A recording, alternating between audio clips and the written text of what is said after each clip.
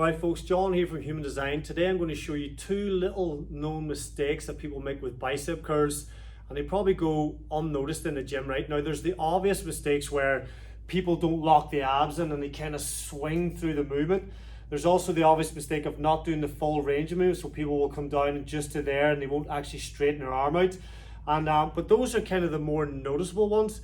But two of the less noticeable ones are, the first one is using too much or moving your elbow too much. Okay, so if we look from the side, when the elbow moves too much, it'll go like this, it'll drift forward because people are trying to touch the shoulder with a dumbbell. So what happens is they get to here and the elbow starts moving forward. So what's happening is you're stealing tension from the bicep and you're putting it into the front of the shoulder. Now the bicep does help a little bit with this elbow movement, but you don't want it going all into the shoulder. So keep the elbow locked in place, curl to where your arm naturally curls, and that's it. And the second mistake with bicep curls that many people don't notice is when they curl up, they kind of bend the wrist, flex the wrist in like that there.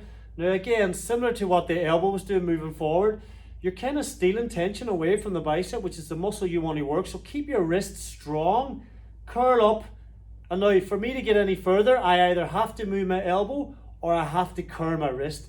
You don't want to do that. Stop the exercise where the bicep stops. Keep the wrist nice and strong. Keep the tension on your bicep. Go the whole way down. This matters whether you're doing a straight up bicep curl or a twisting bicep curl. It doesn't matter. Keep the wrist straight so it doesn't flex, doesn't bend. That's two of the mistakes you probably won't even know. So film yourself from the side, get somebody to record you, and you'll see if this is happening or not.